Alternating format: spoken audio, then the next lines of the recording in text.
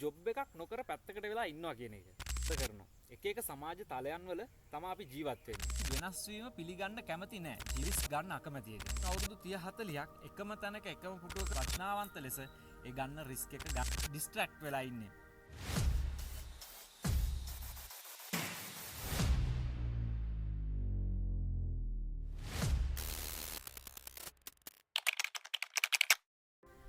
අදත් ඔයාලව සාදරයෙන් පිළිගන්නවා Beyond the Boundaries channel එකත් එක්ක. ඉතින් ජීවිතය දිහා වෙනස්ම කෝණකින් බලන්න, සීමාවන් වලට අපි හිර කරලා තියෙන දේවල් වලින් ඔබට දකින්න මම ආරාධනා කරනවා දිගටම වීඩියෝ එකත් එක්ක රැඳිලා ඉන්න කියලා.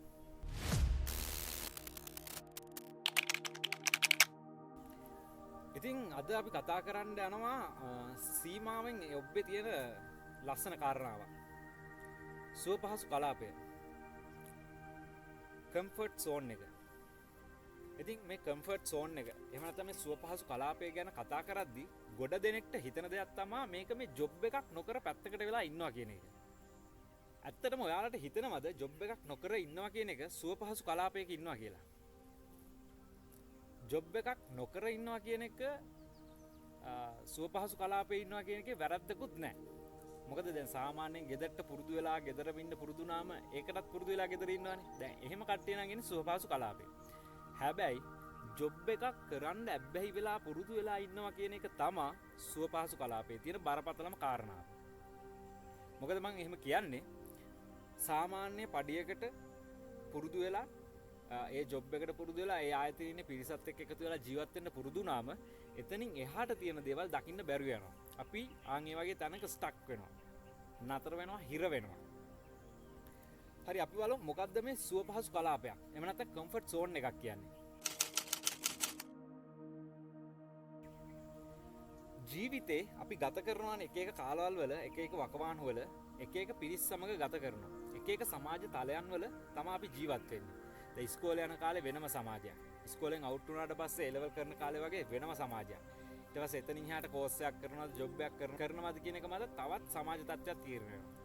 ඉතින් අපි මේ සමාජ තලයට ගිහිල්ලා අපි සාමාන්‍ය මාස දෙකක් තුනක් විතර හිටියට පස්සේ අපිට මේ සමාජ පරිසරය මොකක් වුණත් අපි මේ සමාජ පරිසරයත් එක්ක ගැවසෙන්න පුරුදු වෙනවා. අපිට ඒක හුරු පුරුදු සමාජ පරිසරයක් වෙනවා. පරිසර වටපිටාවක් බවට පත් වෙනවා. ඉතින් මෙන්න මේක තුල අපි ටිකෙන් ටික මේකට ඇබ්බැහි වෙනවා. මේක තුල රැඳිලා ඉන්න පටන් ගන්නවා. ආන් ඒකට තමයි මේක සුවපහසු කලාපයක් බවට පත් වෙන්නේ.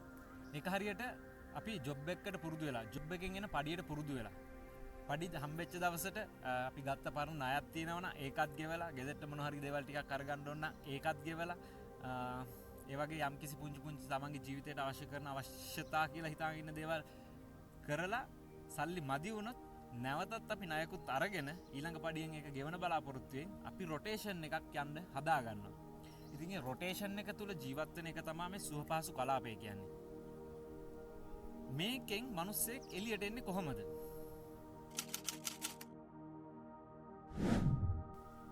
මේකෙන් එළියට එන්න නම් එකක් තමයි විශේෂ කාරණයක් තමයි මිනිස්සයා විසින් තීරණයක් අරගෙන රිස්කි තීරණයක්.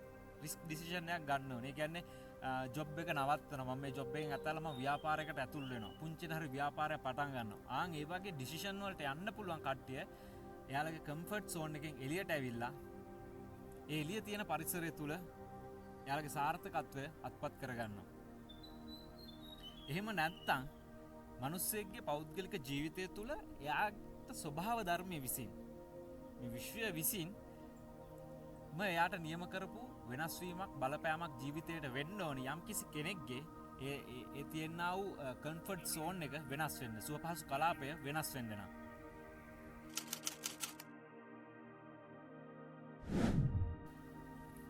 කම්ෆර්ට් සෝන් එකෙන් අපි එළියට එනවා කියලා හිතන්නකෝ.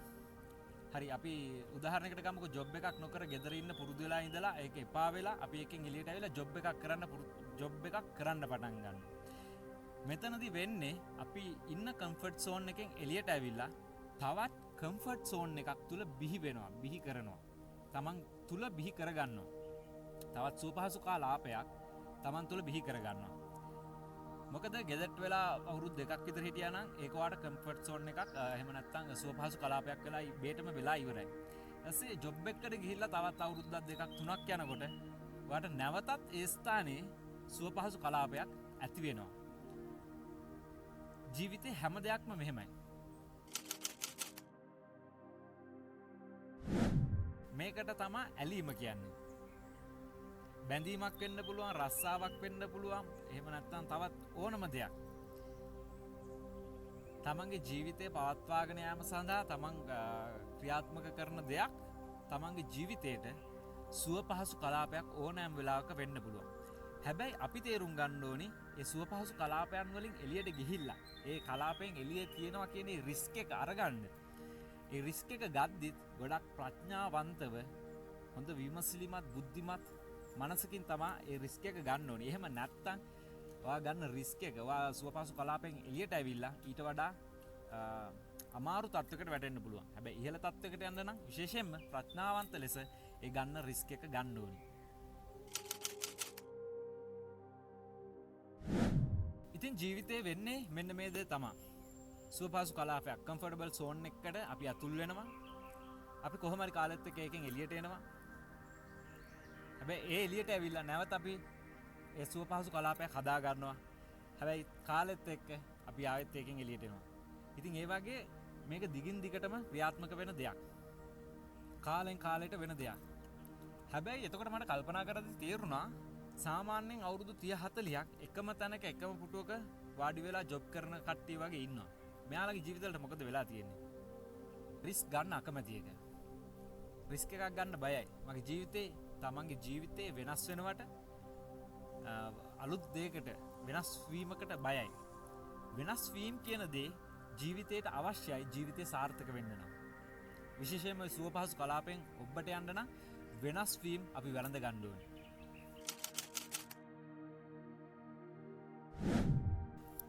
මොකද මේ වෙනස් වීමක් ජීවිතේ වෙනකොට අපිට ඇති වෙනවා අවස්ථාවන් ගොඩක්. හැබැයි අපි ඩිස්ට්‍රැක්ට් වෙලා ඉන්නේ මොකද අපි වෙනස් වීම පිළිගන්න කැමති නැහැ. ජීවිතයට එන වෙනස් වීම, වෙනස් අත්දැකීම පිළිගන්න කැමති නැහැ. ඒක නිසා අපි ඩිස්ට්‍රැක්ට් වෙලා ඉන්නේ. ඒ කියන්නේ අපි අරමුණක් නිසි අරමුණක් නැතුව අපේ හිත කලබලකාරීත්වයෙන් තියෙනවා නම් අපිට මේ අවස්ථාවන් ඇති වෙන අවස්ථාවන් අඳුන ගන්න අමාරු වෙනවා.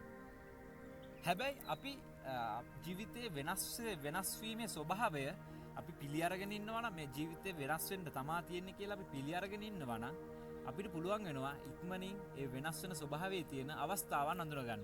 ඉතින් එහෙම අවස්ථාවන් හඳුන ගන්න පුළුවන් නම් ජීවිතේ ඉස්සරහට සාර්ථකව ගමන් කරන්න පුළුවන්.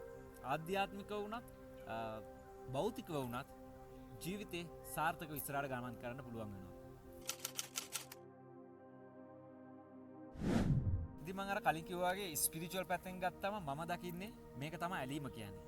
පුංචි කාලේ වුණත් අපි ඉන්නේ කම්ෆර්ටබල් සෝන් එකකනේ. අපිට දෙමව්පියන්ගේ ආදරය හම්බ වෙනවා, මිල මුදල්ද හැම දෙයක්ම සැපීම අතින් හොඳටම තියෙනවා. ඉතින් අපි ඒකට ඇඩික්ට් වෙලා ඉන්නේ පුංචි කාලේ ඉඳන්. ඉතින් ටික ටික ලොකු වෙද්දී අපි රස්සාවක් කරන්න ඕනේ, ඉගෙන ගන්න ඕනේ, ගෙදරින් ගෙවල් වලින් අපිට බලපෑම් කරනවා.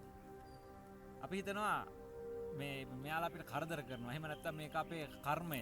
ඒ වගේ දේවල් ගොඩක් දා ගන්න ඔළුවට. හැබැයි අපිම තමා ඒ දෙයට ඇලිලා ඉන්නේ. අපි කැමති නෑ අපිට හම්බෙලා තියෙන වෙනස් අවස්ථාව, ජීවිතේ වෙනස් වෙලා තියෙන ඒ වෙනස් ස්වභාවය, වෙනස් වෙන සුළු ස්වභාවය අපි වැළඳ ගන්න ඒක පිළිගන්න කැමති නෑ.